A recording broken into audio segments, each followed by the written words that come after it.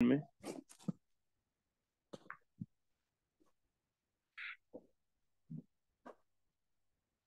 Check करो। Protein हो गया था मेरे ख्याल में हमारा अमाइनो एसिड सारा।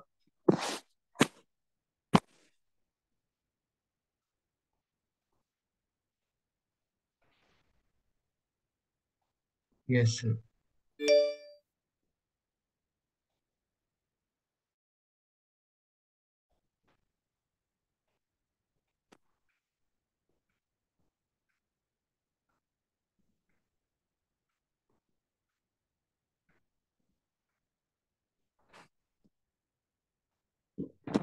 कार्बोहाइड्रेट्स हो गया हमारा, है ना।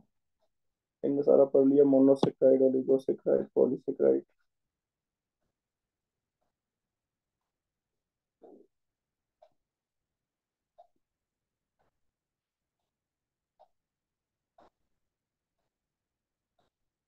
ये प्रोटीन्स भी हो गया था, अल्फा अमाइनो एसिड। क्लासिफिकेशन हो गई इसकी, स्ट्रक्चर ऑफ प्रोटीन्स आ गया। फाइब्रस और ग्लोबुलर एग्जांपल्स हैं कुछ एक।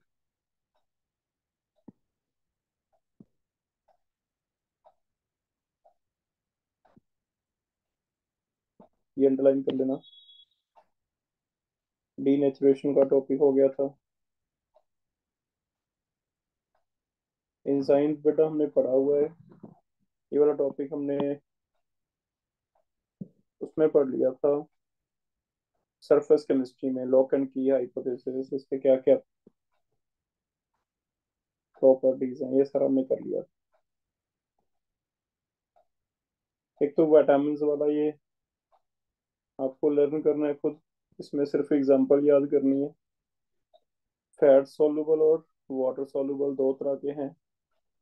B and C water soluble हैं, बाकी सभी ए, डी, ई, के ये फैट सॉल्युबल हैं। और इनकी डेफिशिएंसी से क्या डिजीज होती हैं। हमें सिर्फ इतना क्वेश्चन पूछा जाता है कि विटामिन ए की डेफिशिएंसी से क्या डिजीज होती है। तो zero फथैलमिया, night blindness. B 1 thiamine के लिए बेरी बेरी। बी 2 राइबोफ्लोविन के लिए चिलियोसिस। एक याद कर लोगे। B 6 convergence. बी 12 के लिए क्या है, अनीमिया। विटामिन सी के लिए स्कर्वी। डी के लिए रिकेट्स, बोन्स डिफॉर्मिटीज। ये वाला पैराग्राफ याद कर लो। एक लास्ट टॉपिक मेरा पढ़ाने वाला ये रह गया, न्यूक्लिक एसिड्स। न्यूक्लिक एसिड क्या है और कैसे बनते हैं, इनके बारे में देख लो।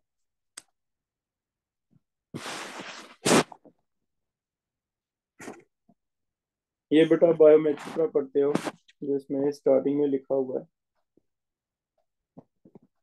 कि ये जो मेन जो है न्यूक्लियस के अंदर होता है, and transmission of inherent factors उनके लिए रिस्पॉन्सिबल है, जिसे कहते हैं हेरिडिटी।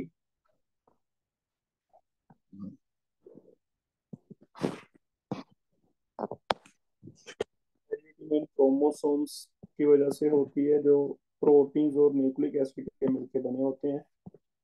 न्यूक्लिक एसिड के बारे में हमने पढ़ना है, दो तरह के हैं, deoxy ribonucleic acid, DNA and RNA. यहाँ से स्टार्ट करना है। देखो न्यूक्लिक एसिड क्या है। Nucleic acids are long chain polymers of nucleotides, जिसकी वजह से पॉलीन्यूक्लियोटाइड्स भी कहते हैं। और ये कैसे कैसे बने होते हैं। मेन 3 पार्ट्स के बने होते हैं। एक होता है पेंटोज शुगर, एक होता है फॉस्फोरिक एसिड, एक होता है नाइट्रोजन कंटेनिंग हेट्रोसाइक्लिक कंपाउंड, जिन्हें कहते हैं बेसिस।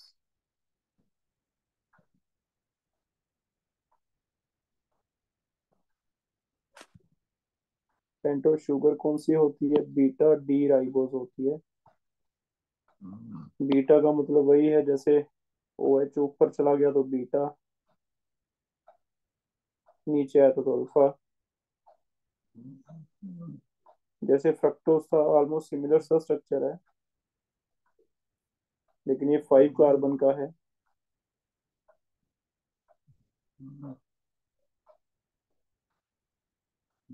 सिर्फ 1 वाला वो एच ऊपर है, 2 और 3 पे नीचे आएंगे।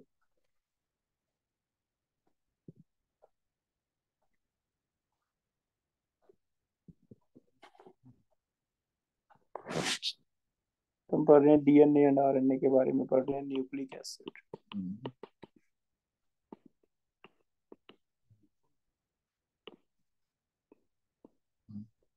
लॉन्ग चेन पॉलीमर्स हैं,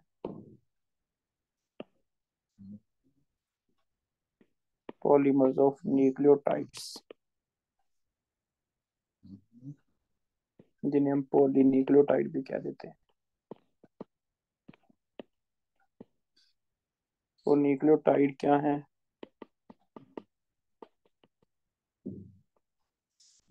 तीन हिस्सों से मिलके बने हुए। एक राइबो शुगर होता है, पेंटो शुगर,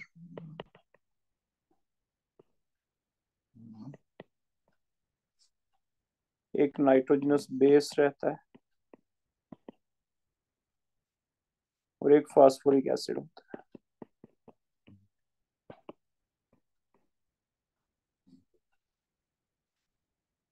पहले ये दोनों मिलते हैं, ये दोनों मिलके न्यूक्लियोसाइड बनता है। आगे न्यूक्लियोसाइड को जोड़ने का काम करता है फास्फोरिक एसिड, बीच में आ जाएगा। ये जो लिंक होते हैं, ये लिंक किसके थ्रू होते हैं? फास्फोरिक एसिड के थ्रू। जो लिंक बनता है बीच में, ये किस वजह से बनता है? फास्फोरिक एसिड के थ्रू। तो इसमें जो लिंक बनता है, उस लिंक का नेम है फास्फोडाइएस्टर लिंकेज, फास्फोडाइएस्टर लिंकेज। अगर हम कंपेयर करें कार्बोहाइड्रेट से, तो उसमें मोनोसेक्राइड आपस में जुड़ते हैं,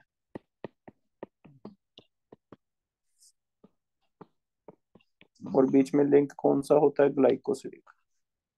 ईथर लिंकेज है वैसे तो, इसे कौन सा लिंकेज कहते हैं हम? ग्लाइकोसिलिक, एक तरह का ईथर लिंकेज। अगर हम अमाइनो एसिड पॉलीपेप्टाइड की बात करें, तो अल्फा अमाइनो एसिड से मिलके बने हैं,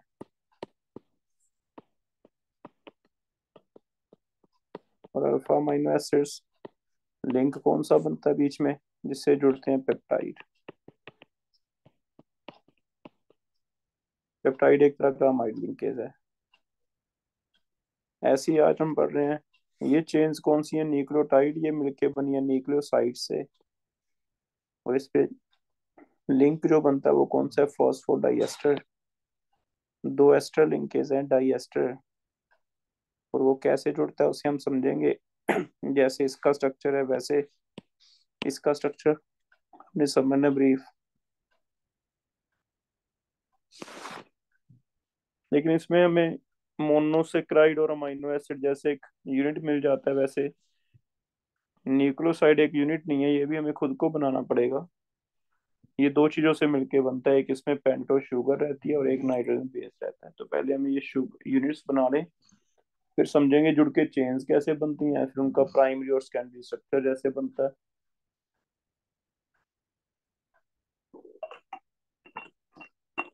ऑलमोस्ट सिमिलर सा है, जैसे प्रोटीन्स पड़े हैं हमने, है ना? तो पहले न्यूक्लियोसाइड समझ लो कैसे बनता है। न्यूक्लियोसाइड्स दो हिस्सों में बंटा हुआ है। पहला है शुगर, एक 5 मेंबर रिंग वाला शुगर है।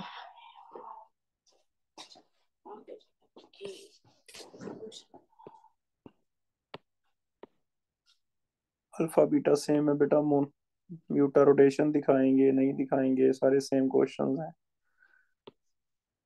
यहाँ दो ओ एच नीचे हैं, यहाँ पे एक CH2OH है। हम O के आगे वाले कार्बन को 1 नंबर देते थे, उससे आगे 2, उससे आगे 3, उससे आगे 4, 5 में बाहर है। इसका मतलब मान के चलते हैं अभी चेन जो है, हो सकता है वो ऐसे हो, 5 कार्बन की, और फोर्थ कार्बन का OH इससे लिंक करेगा। ये दोनों ही OH लेफ्ट साइड है, क्योंकि नीचे आ रहे हैं, नीचे आ रहे हैं तो क्या है, राइट या लेफ्ट, राइट साइड है। तो ये नॉर्मल एक राइबो शुगर था, उसका भी सेम वे में हेमी बना होगा। हेमी में फिर अल्फा और बीटा दोनों बनते हैं, लेकिन हमें कौन सा चाहिए यहाँ पे, बीटा। तो ये बीटा है, तो इसे बीटा राइबोस कहा जा रहा है। ये भी एक मोनोसेक्राइड भी है।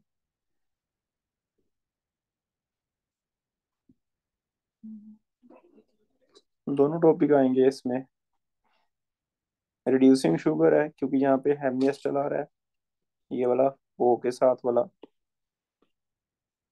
और म्यूटा रोटेशन भी दिखाते हैं, क्योंकि बीटा बनता है तो अल्फा भी बनेगा। Show म्यूटा rotation.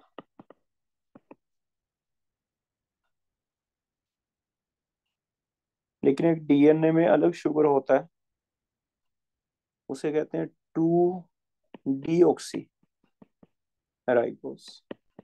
अब 2 नंबर पे डीऑक्सी, रिमूवल ऑफ ऑक्सीजन हो जाए, तो ये हम वैसे भी समझते हैं केमिस्ट्री, कि सेकंड कार्बन पे ऑक्सीजन निकल जाए उसे कहते हैं डीऑक्सी। तो फिर ये कैसे बन जाएगा स्ट्रक्चर, ये वाला ऑक्सीजन नहीं दिखेगा हमें, बाकी सारा सेम बनाना है।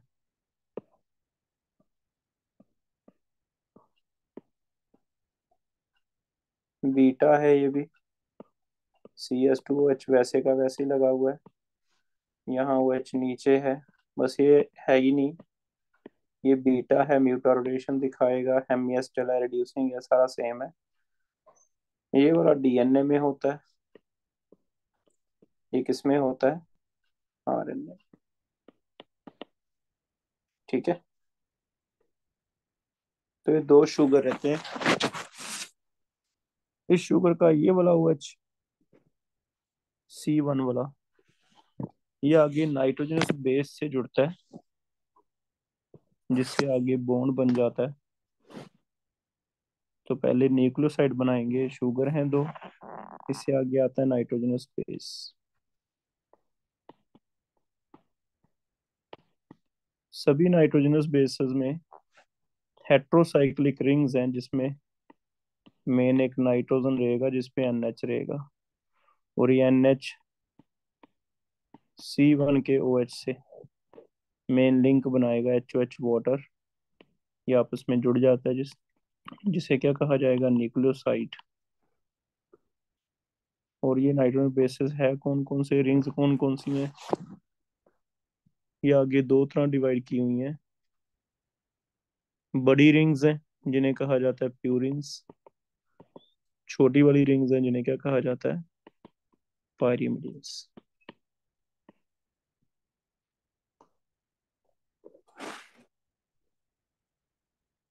प्यूरिन्स एंड पायरीमिडीन्स समझते हैं कौन कौन से हैं। ये एनसीईआरटी में देख लो कौन कौन से दिए हुए हैं। ये देखो, पहले पायरीमिडीन्स देखो, साइटोसिन एंड थायामीन, इन पे फोकस करो। 6 मेंबर रिंग है, जिसमें ऑर्थो पोजीशन पे 1 और 3 पे 2 N रहेंगे, 1 और 3 पे 2 N, 1 और 3 पे 2 N, 1 और 3 पे 2 N, 1 और 3 पे 2 N। 6 मेंबर रिंग बनेगी, जिसमें 1 और 3 पे 2 N लगा के अपने 6 मेंबर बनाना है।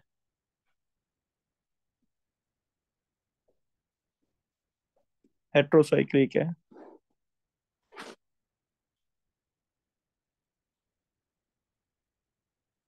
डबल बॉन्ड ऑल्टरनेट है, एरोमेटिक है। साइटोसिन और थायमिन में डिफरेंस देख लो, साइटोसिन और थायमिन में सिर्फ इतना डिफरेंस है कि थायमिन में 2 जगह कीटोन है, 2 और 4 पे, इसमें इन बिटवीन वाला तो है कीटोन। फोर वाला कीटोन नहीं है, उसकी जगह क्या लग जाता है, NH2। बाकी हमने सिक्स मेंबर रिंग बनानी है।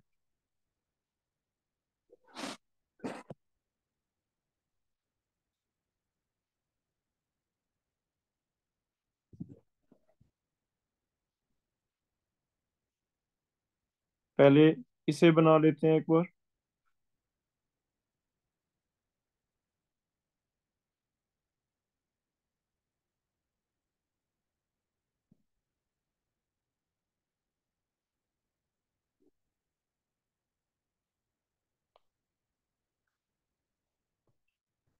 पहले पायरीमिडीन देखो। पायरीमिडीन में दो हैं। कौन कौन सी हैं, साइटोसिन है, थायमिन। पहले साइटोसिन बना रहे हैं। एक सिक्स मेंबर रिंग है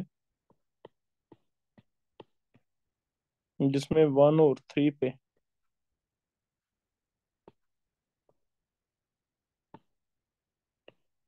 वन और थ्री पे दो N है।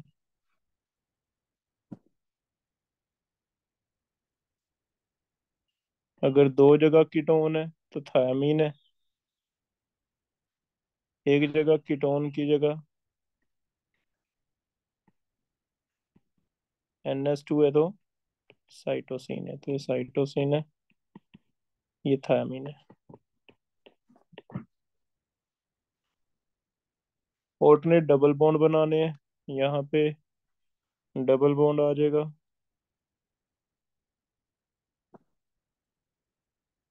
इसमें यहाँ डबल बॉन्ड आ जाएगा, इसमें यहाँ भी डबल आ सकता है। ये NH है और ये NH है। ऊपर वाले में यहाँ डबल नहीं आ सकता इस पोजीशन पे, क्योंकि नहीं तो कार्बन के पांच हो जाएंगे।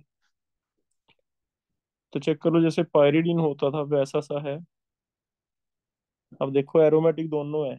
कैसे, इसमें दो ये लोन पेयर, दो ये और दो ये, सिक्स पाई हैं तो एरोमेटिक। इसमें दो ये आ जाएंगे, ये नाइट्रोजन का जो लोन पेयर है इस वाले का पार्टिसिपेट नहीं करेगा, अलग रह जाएगा। तो दो ये सिक्स पाई है, दोनों एरोमेटिक।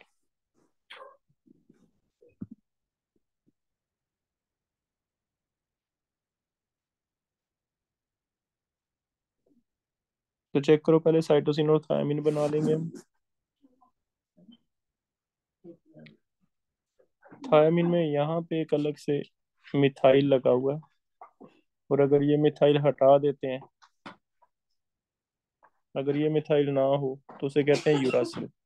तो एक्चुअल में जो स्ट्रक्चर बनाया था हमने पहले वो यूरासिल का था। चेक करो, दिस इज यूरासिल।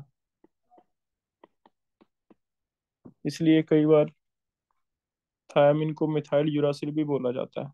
इसे कह देते हैं मिथाइल यूरासिल। तो thymine is also methyl uracil. तो जो हम, आपको तो पता है, आप बायो में पढ़ते हो कि थायमीन और यूरासिल में क्या डिफरेंस है। टी की जगह यूरासिल किस में होता है, RNA में। थायमीन किस में होता है, DNA में। तो सिर्फ एक ही फर्क है, बहुत ज्यादा डिफरेंस है नहीं, सिर्फ मिथाइल ग्रुप का फर्क है। मिथाइल लगा हुआ है तो थायमीन, मिथाइल नहीं लगा हुआ तो यूरासिल। तो बहुत ज्यादा फर्क नहीं है स्ट्रक्चर्स में। अब ये तो है पायरीमिडिन्स। इन पायरीमिडिन का तो ये वाला जो NH है बेटा, अभी जो मैंने आपको समझाया था ये वाला NH, इसका H और C1 कार्बन का OH, बीटा वाला, वाटर निकल के कंडेंसेशन पॉलीमर बनते हैं और आपस में जुड़ जाते हैं, इसे कहते हैं न्यूक्लियोसाइड बनेगा।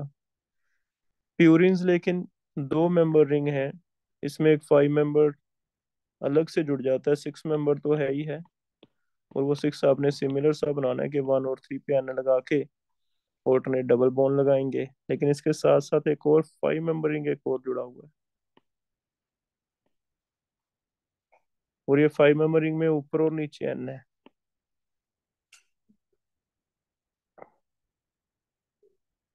एक एडिनिन है, एक गुआनिन है। मान के चलो जो 6 मेंबर रिंग थे हमारे, उसी में आगे एक 5 मेंबर और जुड़ गया, और उसका ये वाला NH, ये मेन पार्टिसिपेट करेगा। पहले एडिनिन समझ लेते हैं, एडिनिन क्या है। एक रफ सा ऐसे स्ट्रक्चर बना लेंगे। इसके बाद एडिनिन में बस इतना समझना है आपने कि एक यहाँ NH2 है। बाकी डबल बॉन्ड पूरे कर दो। यहाँ डबल बॉन्ड आ जाएगा, यहाँ डबल बॉन्ड आ जाएगा। ये वाला लोन पेयर 6 पाई हो गया। इधर से अगर ऑल्टरनेट डबल बॉन्ड घुमाते हैं तो ये डबल बॉन्ड है, ये डबल बॉन्ड है, ये डबल बॉन्ड है। चेक करो, ये स्ट्रक्चर बन जाएगा। इसे कहते हैं एडिनिन।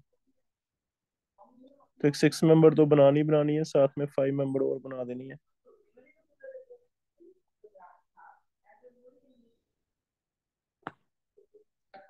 गुआनिन में ऐसे याद करो कि इसमें चेंज क्या करना है, इसमें बस एक जगह चेंज करना है।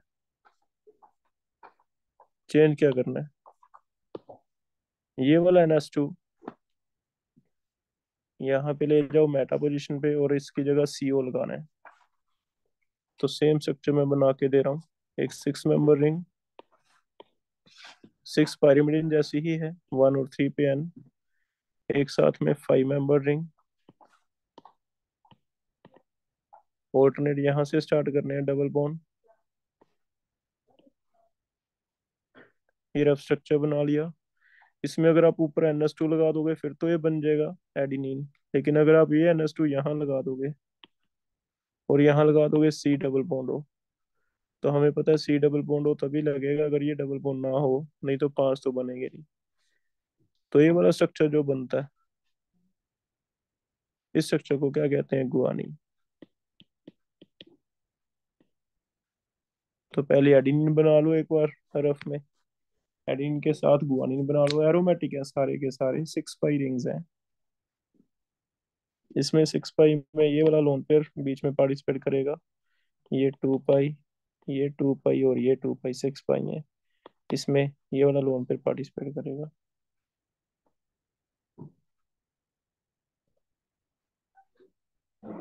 इन दोनों में से चेक करो, अगर तुम्हें पूछा जाए एडिनिन या गुआनिन,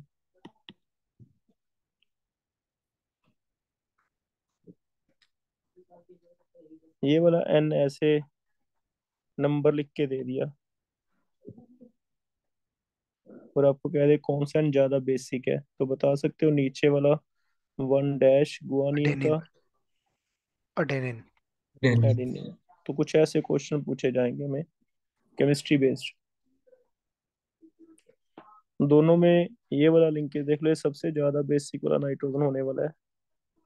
ये वाला दिख रहा है कौन सा पार्ट है ये, इमिडीन। इमाइडिन। माइडीन।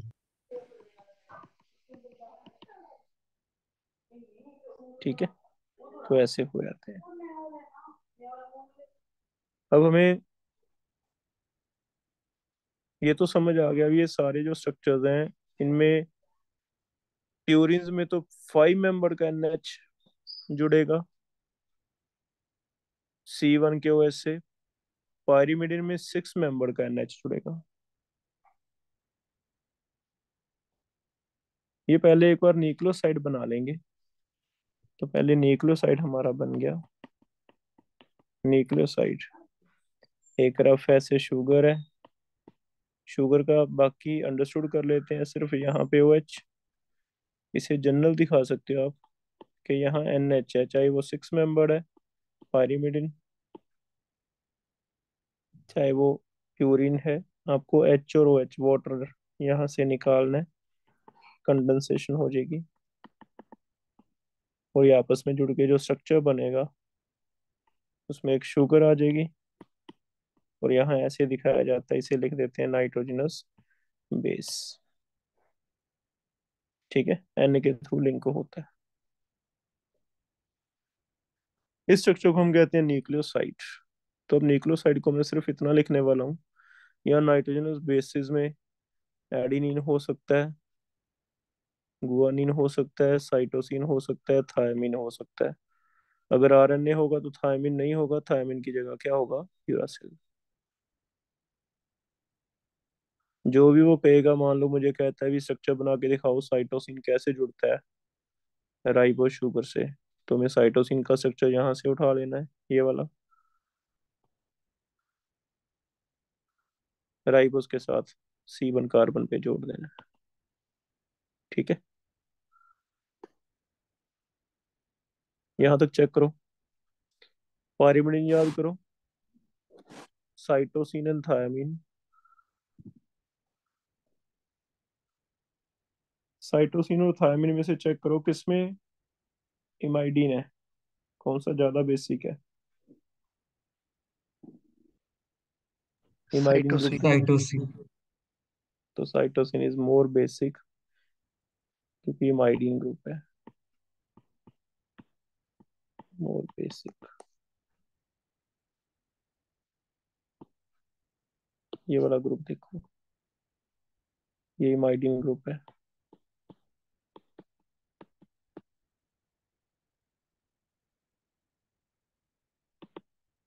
ठीक है,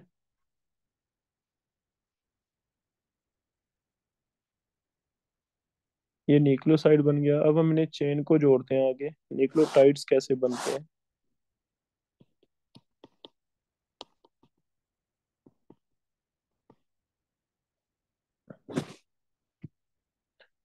ये जो बेसिस बन गए, न्यूक्लियोसाइड्स बन गए, इनको आप ऐसे दिखा सकते हो कि इधर से तो ये जुड़ ही गया, नाइट्रोजनस बेस आ गया।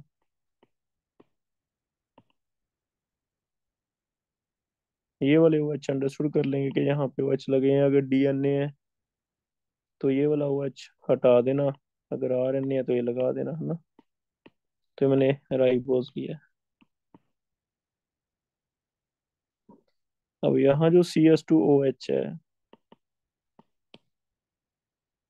ये आगे लिंक होता है। कैसे लिंक होता है इसे समझो। एक ये न्यूक्लियोसाइड है, एक और न्यूक्लियोसाइड है।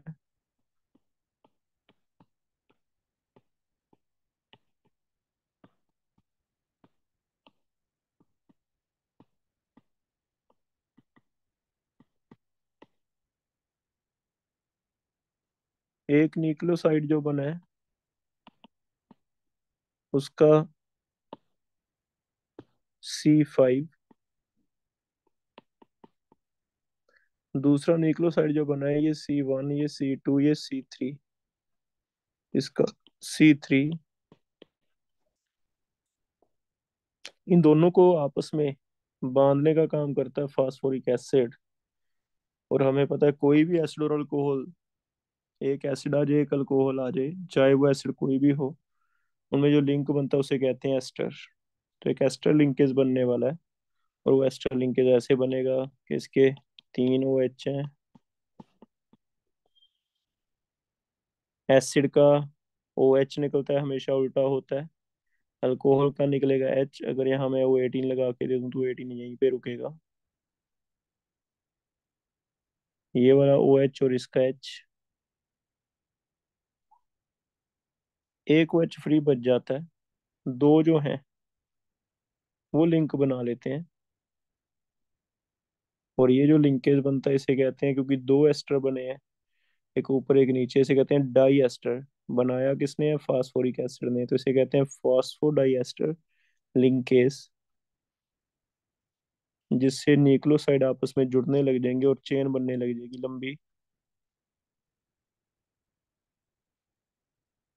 और इस चेन में C3 C5 आपस में जुड़ते रहेंगे फास्फोरिक एसिड के थ्रू। जो मेन फ्रेमवर्क है वो सारा सिमिलर ही होगा, रेपिटेशन होएगी, क्योंकि राइबो शुगर दिखने में सेम ही होगा, बार बार कॉपी होएगा। सिर्फ ये वाला nitrogenous base it may be different. यहाँ हो सकता है एक बार एडिनिन हो, एक बार थाइमिन हो, एक बार कोई और हो डिफरेंट।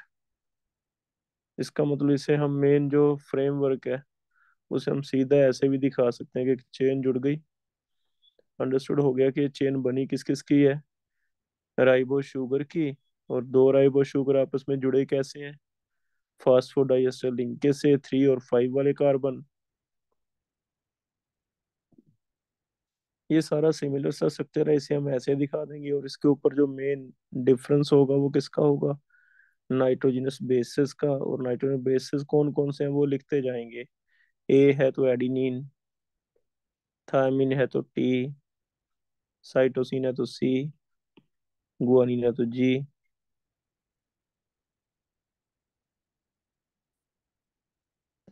तो इसे ऐसे दिखा सकते हो आप, सिंपल।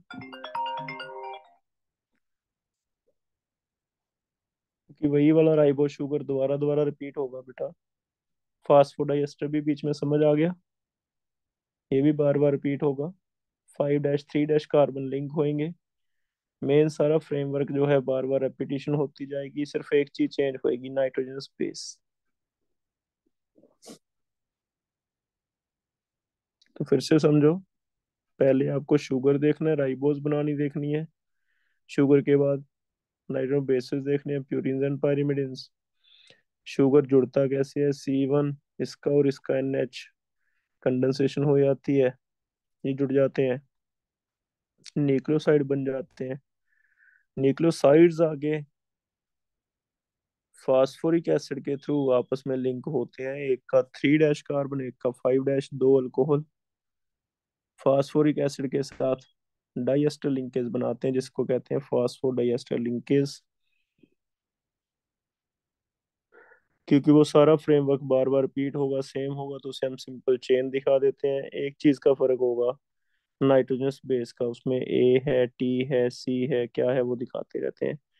ये जो हमारा बन गया, this is known as polynucleotide. ये पॉलीन्यूक्लियोटाइड DNA का भी हो सकता है, RNA का भी हो सकता है।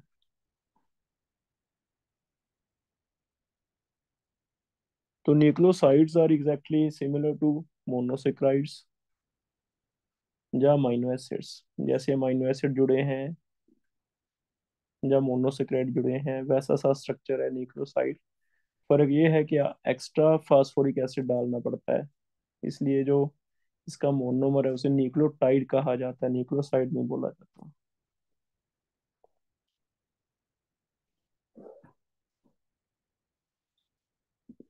अब यहाँ तक देख लो पहले। ये देखो यहाँ तक आ गया, मैं स्ट्रक्चर आ गया न्यूक्लिक एसिड का।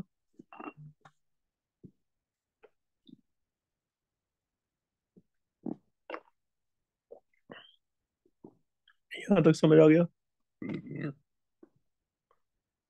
आपस में जोड़ दिया इसने, इधर से 5 कार्बन, इधर से 3, बीच में क्या आ गया? फास्फोरिक एसिड, इसका एक ओ फ्री रह गया, दो ओ यहाँ पे डाइएस्टर लिंकेज बना दिया इसने। ऊपर एक बेस लगा हुआ है, नाइट्रो बेस। ये पूरी चेन बार बार 3 एंड इधर है, इधर आ जाएगा 5 एंड। चेन चलती रहेगी, बेस एडिनिन, थायमीन, गुआनिन, ये आपस में रिपीट होते रहेंगे।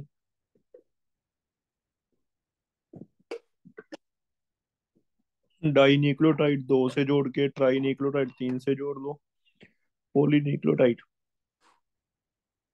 नंबर ऑफ ऐसे जुड़ के बन जाता है।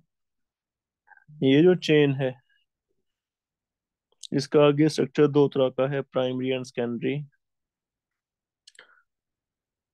ये चेन के ऊपर सिर्फ सीक्वेंस आता है, sugar phosphate sugar phosphate sugar phosphate. ये जो चेन के ऊपर बेस का सीक्वेंस है वो जो बताता है, उसे तो कहते हैं इसका प्राइमरी स्ट्रक्चर, 1 डिग्री स्ट्रक्चर। जैसे होता था अमाइनो एसिड में प्रोटीन्स का प्राइमरी स्ट्रक्चर क्या बताता है? सीक्वेंस ऑफ अमाइनो एसिड, वैसे सीक्वेंस बता देगा प्राइमरी स्ट्रक्चर है। लेकिन ये primary structure generally H bonding की वजह से आपस में हेलिकल बना लेता है, alpha helix. Beta pleated sheet तो नहीं बनती, क्योंकि इसमें प्यूरिन्स पायरिमिडिन्स रिंग के साइज काफी बड़े हैं। जैसे हमने उसमें किया था कि बीटा प्लीटेड तब बनती है अगर आर के साइज क्या हो, छोटे। इसमें ये साइज काफी बड़े हैं, तो बीटा प्लीटेड तो मिली नहीं हमें, सिर्फ अल्फा हेलिक्स का शेप लेता है, तो उसे कहते हैं इसका सेकेंडरी स्ट्रक्चर। तो दो तरह का स्ट्रक्चर दिखता है। इन सेकेंडरी स्ट्रक्चर हेलिक्स बन जाता है। बीटा प्रीडेटर क्यों नहीं बनते? वही जैसे हमने किया था, आर के साइज बड़े हैं। हो जाएगा बेटा ये। अब आते हैं डीएनए और आरएनए में डिफरेंस क्या है। डीएनए और आरएनए में एक मेन डिफरेंस है, इसमें आगे दो तरह का स्ट्रक्चर बन जाता है, primary structure and two D. Primary sequence of nitrogenous base on poly nucleotide chain. Further ये अल्फा हेलिक्स बन जाता है due to intra molecular H bonding. Further DNA में एक डिफरेंस और है, डीएनए डबल स्टैंडर्ड। और डबल स्टैंडर्ड भी आप समझते होगे, डीएनए में एक जो पहले पॉलीन्यूक्लियोटाइड बन जाता है, उसके ऊपर जो नाइट्रोजन बेसिस होते हैं, adenine, thymine, cytosine, guanine, adenine, ऐसे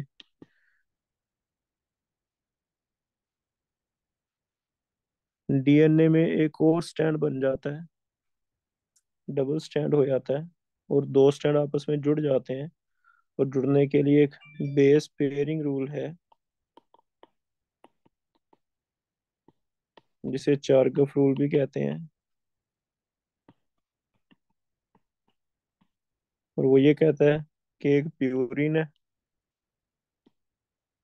और पायरीमिडिन से जुड़ेगा, और उनमें ए जुड़ता है हमेशा टी से, सी जुड़ता है हमेशा जी से। कितने कितने एच बॉन्ड बनते हैं इनमें बताओ, ए और टी में दो ए और टी या में तीन? 2, सी और जी में 3। थ्री। आपस में एच बॉन्ड बन जाते हैं, तो ये एच बॉन्ड के थ्रू आपस में जुड़ जाता है। सी और जी में क्योंकि तीन एच बॉन्ड बनते हैं, तो हमेशा ज्यादा स्टेबल पहले बनने की कोशिश होती है, इसलिए सी हमेशा जी के साथ ही जुड़ता है।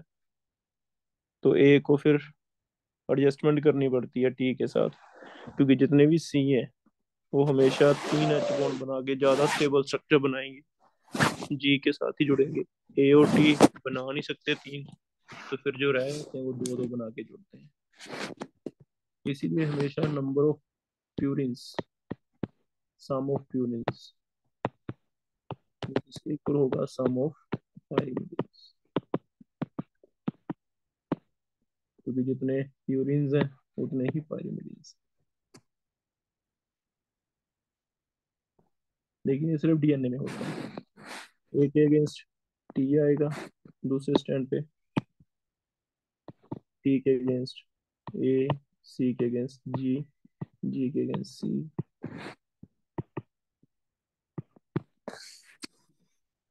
तो फिर ऐसे स्टैंडर्ड हो जाता है, हेलिक्स बन जाता है, इसे कहते हैं डीएनए। तो डबल स्टैंडर्ड बन गया तो डीएनए, सिंगल स्टैंडर्ड तो क्या है, आरएनए।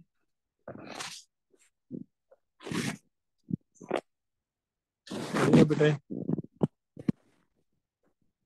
इसका प्राइमरी और सेकेंडरी स्ट्रक्चर आ गया। तो पहले हमने समझा कि तीन मेन चीजें हैं जिनसे मिलके बनेगा, एक राइबोस शुगर, एक नाइट्रोजनस बेस और एक फास्फोरिक एसिड। फिर हमने देखा कि मेन तो पहले राइबोस और नाइट्रोजन बेसेस आपस में जुड़ जाते हैं, न्यूक्लियोसाइड बना लेते हैं, और वो न्यूक्लियोसाइड्स आपस में जुड़ के फास्फोरिक एसिड के थ्रू जुड़ते हैं, जिससे वो पूरा पॉलीन्यूक्लियोटाइड बनाते हैं। पॉलीन्यूक्लियोटाइड आप एच बॉन्डिंग की वजह से अल्फा हेलिक्स का शेप ले लेता है, जिसे उसका सेकेंडरी स्ट्रक्चर कहते हैं। डीएनए आरएनए में दो डिफरेंस है, एक तो शुगर में थोड़ा सा फर्क है, ऑक्सीजन है नहीं दो नंबर पे, राइबो शुगर में तो डीऑक्सी राइबोस है। और दूसरा मेन डिफरेंस है कि डबल स्टैंडर्ड और वो क्या है, सिंगल स्टैंडर्ड है।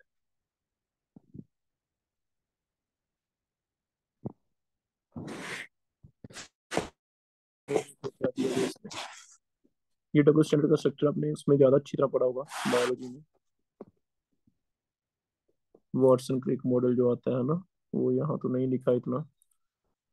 तो अगर कोई और एक्स्ट्रा चीज पूछता है तो वहाँ बायोलॉजी के बेस पे आएगा आपको वॉटसन क्रिक मॉडल। इसमें एक स्टैंड में जो एक ट्विस्ट होता है, एक ट्विस्ट के अंदर टोटल 10 पेयर आते हैं।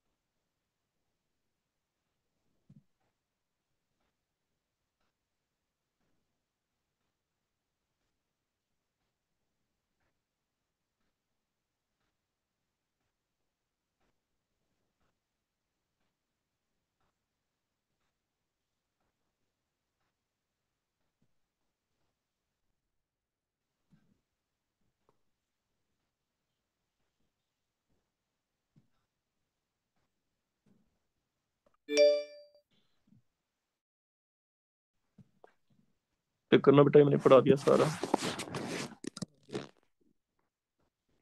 ये प्राइमरी सेकेंडरी स्ट्रक्चर हो गया था, डीएनए फिंगरप्रिंट्स।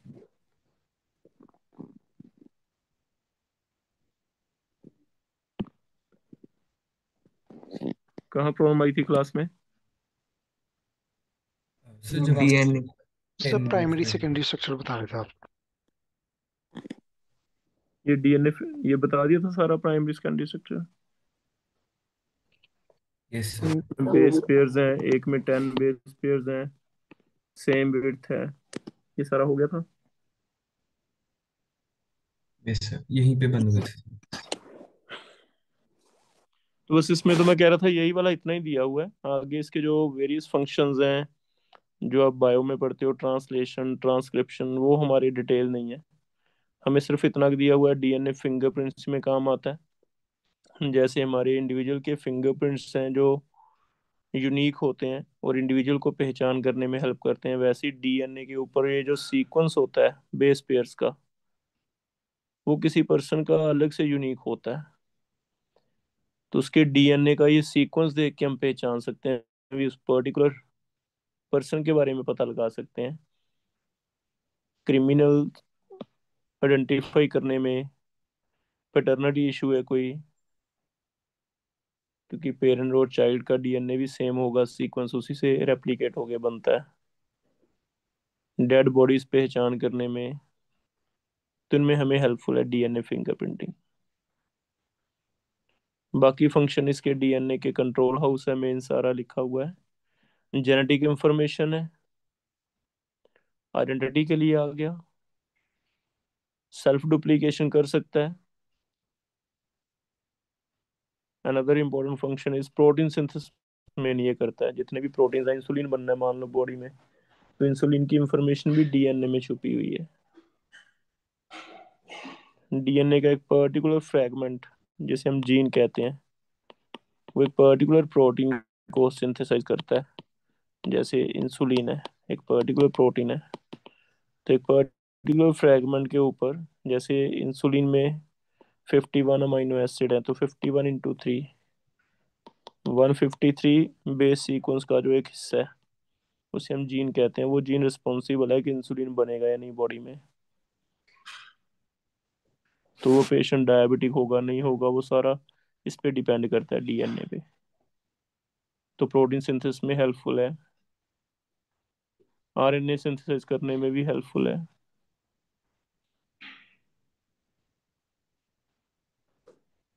नॉन मेडिकल वाले ज़्यादातर इतना क्वेश्चन आ सकता है बेटा कि एक सीक्वेंस आपको ऐसे दे दिया भी, डीएनए का एक फ्रेगमेंट है जिसके ऊपर ये बेस पेयर्स हैं, अगर इसके ऊपर नया डीएनए का फ्रेगमेंट बनाना है, तो हमें पूछा जा सकता है भी इसके अगेंस्ट कौन कौन से बेस पेयर्स आएंगे। तो पेयरिंग रूल के अकॉर्डिंग ये ए के अगेंस्ट टी, टी के अगेंस्ट ए, सी के अगेंस्ट जी, ऐसे हम बता सकते हैं। हाँ, लेकिन अगर डीएनए की जगह कह दे आरएनए का नया बनाओ, कौन सा बनाना है, तो एक चेंज हो जाएगा। आरएनए में आपको टी नहीं लिखना, टी की जगह क्या लिखना है, यू। तो ए के अगेंस्ट यू लिख दो बस, तो आरएनए का फ्रेगमेंट बन जाएगा। तो एक आधा ऐसा क्वेश्चन आता है बेस पेयरिंग के बेस पे। और मेन डीएनए और आरएनए में डिफरेंसेस हैं।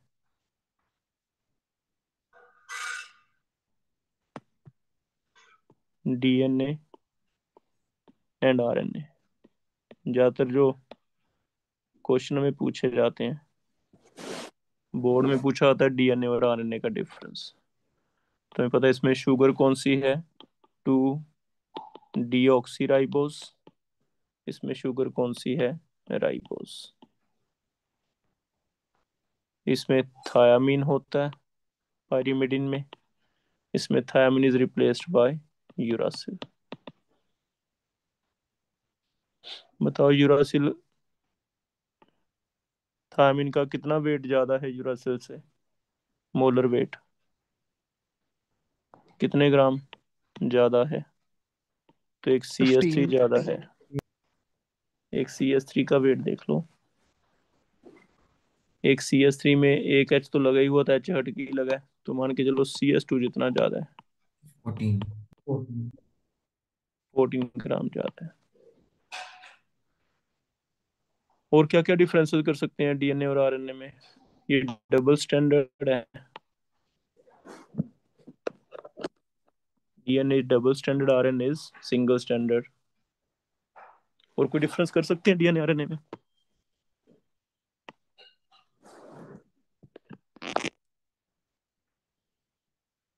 और कोई बता दो बेटा, कोई बायो में आता हो, DNA RNA में क्या क्या डिफरेंसेस हैं?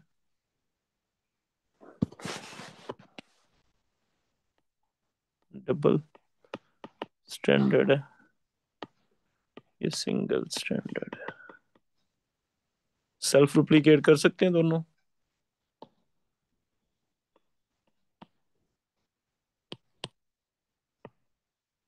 और कोई डिफरेंस बता सकते हो कोई एक आधा? सर डीएनए ज्यादा स्टेबल है।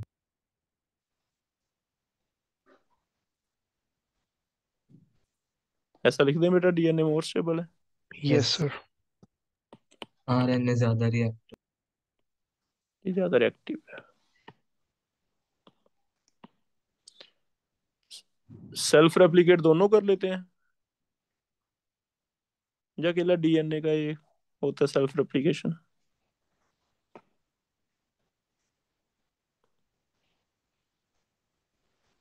चलो मेन ये है DNA और RNA में डिफरेंसेस। लास्ट पे टॉपिक हार्मोन्स का रह गया। हार्मोन्स इसने एक छोटा सा पैराग्राफ बना के लिखा हुआ है, आपके बुकलेट में देखना, मैंने पेज लगा दिया, उसमें मेन मेन से हार्मोन निकाल दिए, उनकी कमी से क्या क्या डिजीज होती हैं वो वहां से रीड कर लें। ठीक है, जैसे स्टीरॉइड्स में एस्ट्रोजन्स हैं, एंड्रोजन्स हैं, ये थोड़ा सा ऐसे रीड कर लेना। तो एक आपको मेन विटामिन के जो डिजीज हैं, ये पैराग्राफ रटना है। विटामिन डी की डेफिशिएंसी से क्या होता है, ई की डेफिशिएंसी, ये सीधा सीधा क्वेश्चन बनता है। न्यूक्लिक एसिड में स्ट्रक्चर्स एक बार बना के देखो, राइबोस के बना के देख लो, म्यूटा रोटेशन वगैरह क्वेश्चन इसमें से आ जाएंगे। रिड्यूसिंग है, नॉन रिड्यूसिंग क्योंकि शुगर है। एडेनिन गुआनिन में से बेसिसिटी के क्वेश्चन आ सकते हैं, नाइट्रोजन नंबर 1 नंबर 2 लिख के बता पूछ सकता है भी कौन सा ज्यादा बेसिक है कौन सा कम है।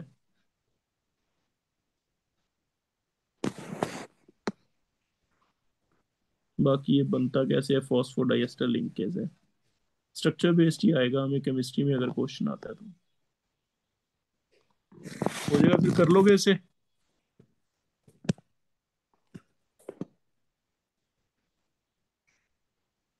तो इसकी एक शीट दी थी आपको मैंने मल्टीपल की, मिल गई थी या नहीं उस दिन लास्ट डे? MCQ का वो शीट मिला DNA का, मॉलिक्यूल बायोमॉलिक्यूल का, यस सर। वो कल कराओ। उसमें कोई डाउट है कल पूछ लो, और कल फिर हम मोल कंसेप्ट के डाउट्स रख लें क्लास में, प्रीवियस ईयर के। Yes sir. Mole concept and periodic table दोनों पढ़ के आओ, जितने के डाउट हो गए क्लास में हम ले लेंगे। ठीक है, फ्राइडे हमारा फर्स्ट टेस्ट है ये।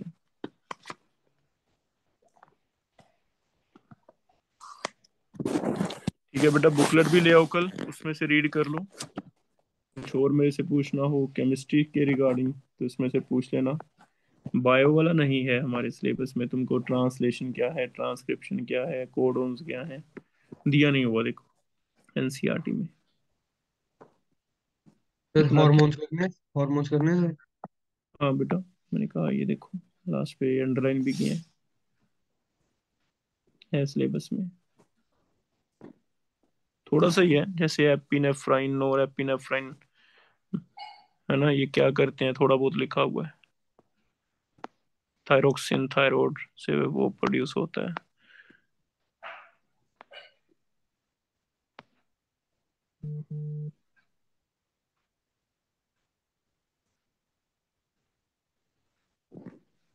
ठीक है, फिर कल मिल लेते हैं क्लास में। ठीक है, एक बार पढ़ाओ, एनसीईआरटी में भी पढ़ाओ, कोई डाउट होगा एनसीईआरटी के डाउट भी पूछ लो बायोमोलिक्यूल में से। एनसीईआरटी के डाउट ले लो और वो जो शीट है उसमें से ले लो। अगर टाइम बचता है तो हम कल प्रीवियस ईयर मोल कंसेप्ट के और वो जो हैं वो भी ले लेंगे। ठीक है। ठीक है, कल मिलते हैं क्लास में।